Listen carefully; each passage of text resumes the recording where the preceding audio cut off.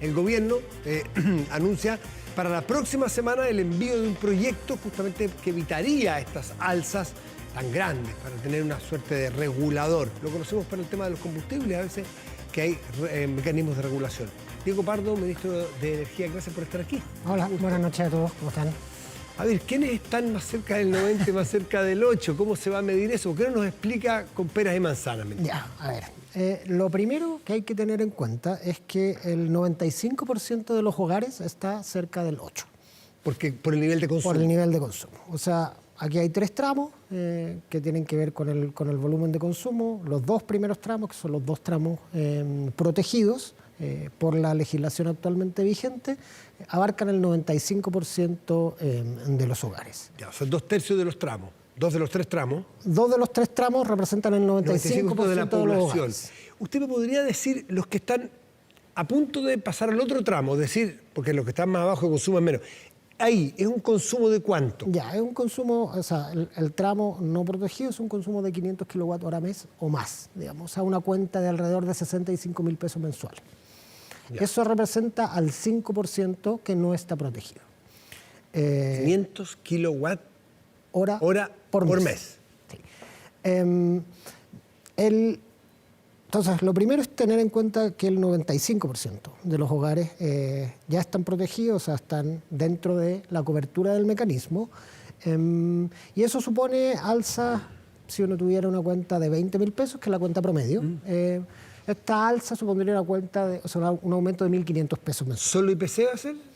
No, esto es IPC, hay que cerrar una brecha que lleva muchos años entre, digamos, el precio que cuesta producir la electricidad y el precio que pagan los consumidores. Y por otro lado, hay una deuda que se ha ido acumulando producto de estas políticas de congelamiento que también hay que empezar a pagar. Entonces, todo eso junto representa de alguna manera estos 1.500 pesos. Ahora, el mecanismo actualmente vigente...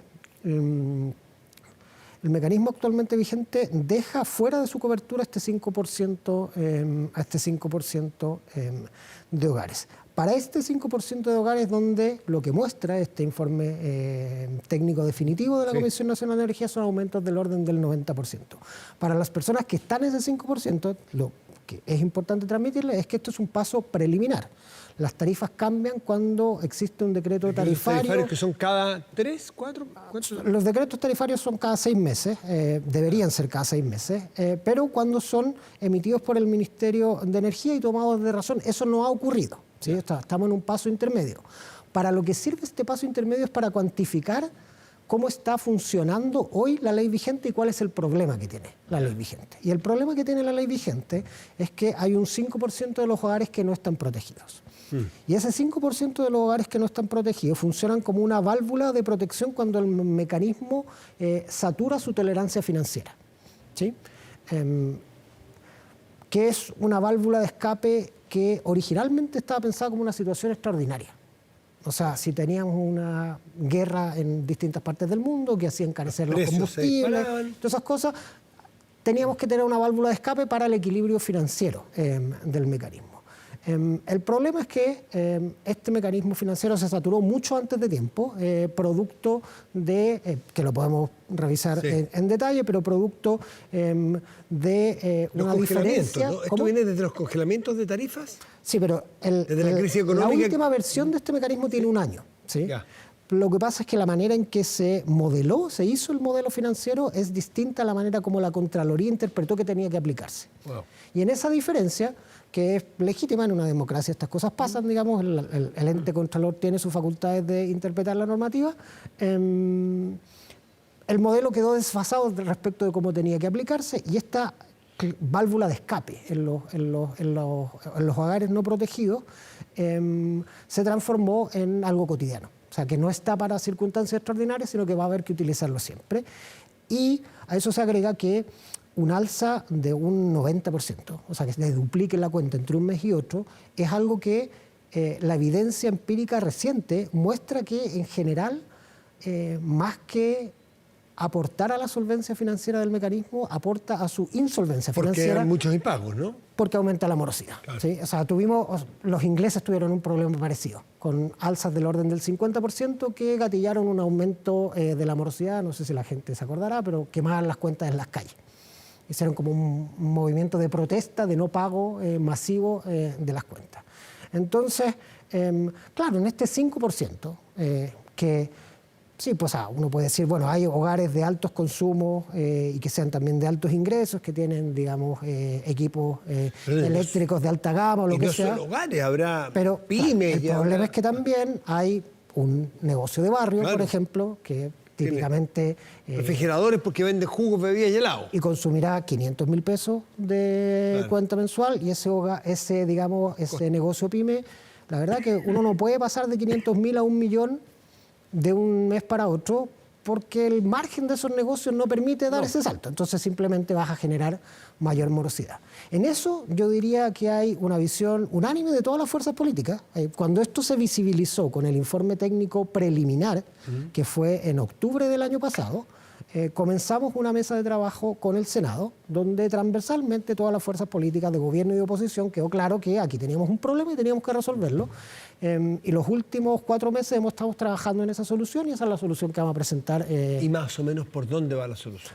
Bueno, la solución implica atender también este grupo no protegido, o sea, atender esto que era como una válvula de escape, cerrarla. Se va a soler decir que este es el 5% de mayores ingresos y no necesariamente decir no necesariamente, porque, y esto es lo interesante también, porque apenas se legisló a mediados del año 22 este mecanismo, se mandató la creación de una mesa de trabajo de pobreza energética, bicameral, tanto de la Cámara de Diputados como del Senado, que me tocó a mí implementar como ministro de Energía. Y las conclusiones de esa mesa de pobreza energética fue precisamente que en este grupo no protegido había 2 realidades que eran socialmente muy complejas. La de las pequeñas y medianas empresas, que son grandes consumidores eléctricos igual, y la de hogares socialmente vulnerables que comparten medidores, especialmente en zonas rurales y en las periferias de las zonas urbanas. Esos hogares que, no sé, pagarán una cuenta de 100.000 pesos porque son 4 hogares vulnerables que comparten un medidor, tampoco se pueden pasar de pagar 100.000 pesos a pagar 200.000 pesos, solamente va a tener un problema de morosidad nuevamente. Entonces, eso quedó claro en esta mesa de pobreza energética que fue hecha en conjunto con la Cámara de Diputados, con el Senado y donde participaron académicos de todos los espectros políticos. Entonces, tenemos razonablemente bien identificado el problema y hemos ido trabajando en la solución y ahora, de alguna manera... Y dentro de ese 5% que está fuera de la seguridad... Hay que establecer un mecanismo de protección. O sea, de protección. Ahí también va a haber grises y ahí... No, o sea, todos los consumidores tienen que estar protegidos de alzas de esta naturaleza, de alzas que la literatura reciente indica que solamente aumentan la morosidad. Sí, digamos, pasar lo que hoy le debemos a las generadoras para pasar una deuda que pasa a ser de los clientes residenciales es algo que no tiene mucho sentido, no contribuye a la solvencia del sistema, no contribuye a solucionarlo, simplemente traslada el problema de un lugar a otro. Entonces, esa es una solución que no sirve. Y por lo tanto, eso hay que evitarlo. Y eso se evita poniendo de nuevo un techo en ese segmento de consumo, y eso exige estirar un poco en el tiempo en el mecanismo y poner válvulas de ajuste para eventos extraordinarios en otras partes. Pero que lo único que va a hacer, más bien le pregunto, no es una afirmación, lo único que va a hacer es alargar el problema y la agonía, pero va a terminar llegando el alza. En parte sí, porque esa es la única manera cuando uno tiene una deuda, sincerar hay que pagarla. Hay que sincerar los precios, hay que pagar esa deuda, pero hay que hacerlo en cuotas que sean razonablemente pagables, atendida la posición financiera de cada tipo de unidad económica u hogar. Y a eso se agrega también, porque eso también fue parte de las conclusiones de la mesa de pobreza energética, que hay un conjunto de hogares en nuestro país que están en situación de pobreza energética y que son vulnerables, y por lo tanto, incluso si uno estableciera alzas graduales y moderadas de este tipo, no pueden pagar. Y para eso necesitamos una política pública distinta, que es un mecanismo de subsidio, y eso también lo vamos a incluir en el proyecto de ley que ingresa a la ¿Siempre para el 5% no, está fuera? Porque le iba a preguntar ahora del otro 95%. Me imagino que hay algunos que están en posición de absorber mejor el alza que los que están en la parte baja. Por eso. Entonces, ahí hay un subsidio. En la parte baja, para los hogares más vulnerables, va a haber un subsidio que en términos de cobertura replica la cobertura del subsidio actualmente existente para el agua potable. Estamos hablando de cerca de 850.000 hogares vulnerables para los cuales vamos a tener un mecanismo de subsidio distinto, que lo que apunta es directamente a tratar de disminuir el volumen de la cuenta. Ahora, alguien me hacía un apunte que es bien interesante, que a propósito de lo que hablábamos hoy, de lo que veíamos hoy día, que había una presentación de todo este sistema de agilizar los procesos de inversión, de la mano de que sean sustentables, no de a troche y moche, sino que siendo responsables. Está el tema medioambiental, porque cuando a un segmento de la población le va a subir un 90% a la cuenta o las cuentas, y a otros les va a subir algo, menos, pero algo, el desincentivo del uso de la energía eléctrica, que es más limpia, es muy grande. Entonces alguien me decía, yo que compré, me lo dijo hace un rato una persona, supe que tiene administro, sí, pregúntale qué me hago con las estufas que compré para tener energía más limpia, que me recomienda comprar brasero, me recomienda prender carbón para calentarnos en la casa de nuevo. Bueno, esa es una pregunta totalmente atingente, pero efectivamente la abordamos el invierno pasado cuando se eliminó el recargo de invierno, que precisamente buscaba eso. El recargo de invierno buscaba disuadir el consumo de electricidad durante el periodo de invierno, y ese mecanismo de recargo, el problema que tenía es que desincentivaba la electrificación, y la electrificación de los consumos, especialmente los consumos térmicos residenciales, es parte de una política que no empezó en este gobierno, que empezó varios gobiernos atrás, de ir moviéndonos hacia la carbono neutralidad y tener, digamos, un funcionamiento cada vez más limpio en términos de nuestros consumos energéticos. Pero eso efectivamente, el principal disuasivo de eso no eran tanto estas alzas de tarifas, sino el recargo de invierno, que es un recargo de invierno que fue eliminado. O sea, para invierno, ya, pero es el invierno y los aire acondicionados en verano, ¿va a haber un sistema para recargo de verano? Hay que, de nuevo, en el contexto de una cuenta de 20.000 pesos, que es el promedio, estamos hablando de 1.500 pesos. Eso no es un cambio tampoco. Está bien. Sí. Que vaya a cambiar.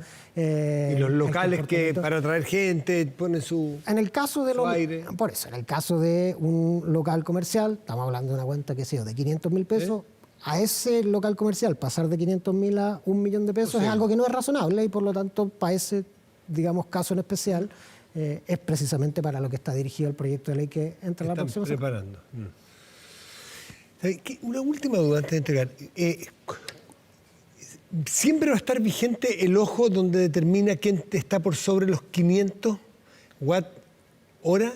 No, o una sola vez. Porque alguien puede decir, alguien que puede estar en la quemada, que esté aquí o allá, entonces empieza a ser ahorrativo para no pasar el otro tramo.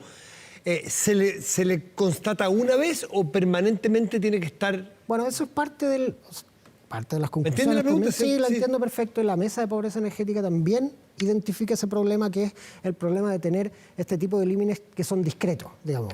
Si tú estás en 499 versus estar en 501, y el incentivo que genera para el cambio de comportamiento cuando tú estás en el margen. Y eso, ese tipo de barreras que son más o menos arbitrarias y que son tan, digamos, taxativas, generan cambios muy severos en el margen es bien justo, y de arbitraje que uno debiera evitar.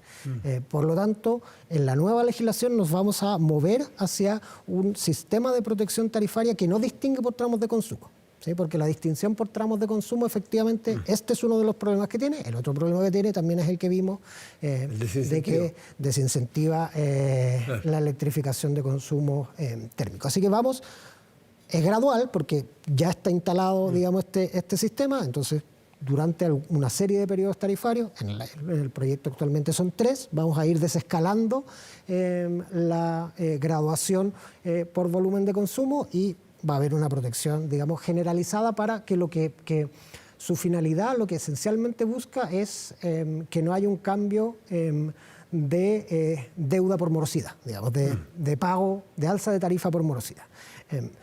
Y por otro lado, en el caso de los subsidios a hogares vulnerables, esos subsidios a hogares vulnerables están asociados a un consumo, pero un consumo base, ¿sí? Entonces, lo que vamos a hacer es subsidiar un consumo básico de 140 kWh mes, ¿sí?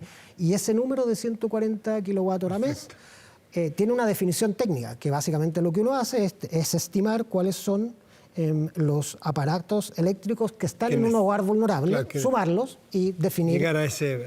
Entonces, cada hogar vulnerable lo que va a hacer es que va a postular este subsidio, vamos a identificar qué tipo de hogar se trata, cuál es su consumo básico, y ese consumo básico es el que se va a se envía la próxima semana. La próxima semana. Ya lo tienen afinado. En las últimas revisiones dentro del Poder Ejecutivo. Pero esto fue producto de un trabajo legislativo extenso e intenso, digamos, donde participaron miembros de gobierno y de cámaras oposición. Y todos los partidos. Y en particular, la Comisión de Energía del Senado, tanto ellos como sus asesores tuvieron un rol en la construcción del modelo, en la determinación de los detalles. Este ha sido un trabajo muy participativo. Para otro día hablaremos sobre la permisología, porque en materia de energía es importantísima. Las inversiones en energía es lo que nos pide el tiempo, pero las inversiones en energía son claves para el desarrollo de un país. Solo número. A ver. En el proyecto que se presentó hoy día para un sistema inteligente de permisos, si consiguiéramos aprobar ese proyecto de ley en la versión que está, que digamos hay toda la disposición de las fuerzas políticas para hacerlo, en el caso de una línea de transmisión estamos hablando de que el promedio son cerca de 5 años. Solo este proyecto permite acortarlo a 4. En el caso de un parque fotovoltaico es similar, pasamos de 4 años a 3 años, simplemente con los mismos permisos, sin generar proyectos más riesgosos, simplemente haciendo más eficiente el trabajo del propio Estado. Eso, en términos de lo que significa de volumen de inversión, son cerca de 2,5 puntos del PIB en 10 años. Pero en general, no solo en materia de energía, son los 2,5 puntos del PIB. En lo que estudió la comisión de Marfan. Efectivamente, lo cual eso es tremendamente importante. Sí, claro. Es un antes y un después en términos de productividad.